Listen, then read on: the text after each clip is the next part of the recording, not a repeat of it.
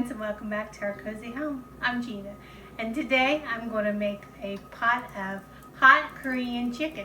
This recipe comes from my sister Peggy, and her sister-in-law Susie gave it to her years ago, and it's one of my favorite family recipes. But I don't make it a lot because when you make it, it's for a lot of company. Of course, you could make a smaller batch, but I always make a big batch. So I want to show you how I do it. So let's get started. I already added the carrots. You want to have some breast meat still with the bone. You want the rib bone. And then I've got several breasts in here and a few chicken legs. And to that, you want to add some baby carrots.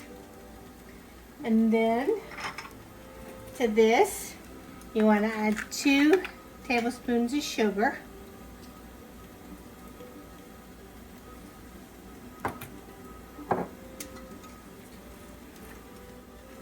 About 6 tablespoons of soy sauce.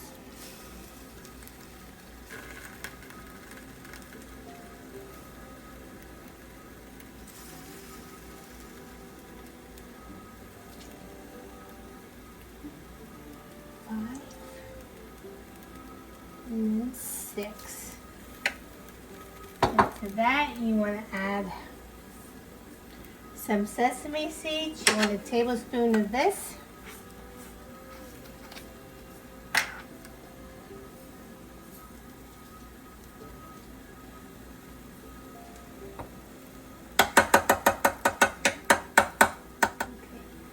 And then you want a tablespoon of accent.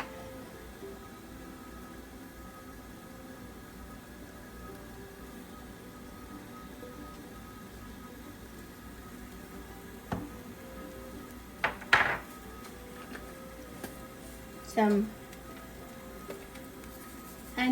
dehydrated onions, and also I add some green onions for a little bit of color.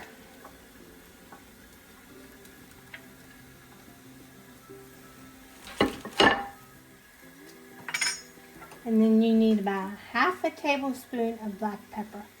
This chicken has a lot of good flavor to it. And then you want to add cayenne pepper. Don't go too heavy-handed at first because you can always add more.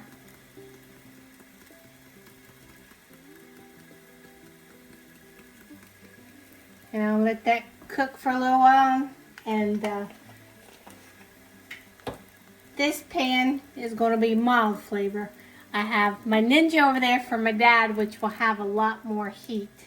So you want to start this out, and I've got it on about 350. You want to cook this chicken for about 3 or 4 hours. Where your chicken just falls apart, and it's really good. And just stir it occasionally and get all that spices mixed up and well blended. And this chicken has the best flavor. So we're going to let it cook for several hours, and then I will show you the end process. Here we are about 2 hours in. I'm going to serve it with homemade mashed potatoes and baked macaroni. It smells delicious. Now here's Dad and Brian's. Theirs is a little more heated.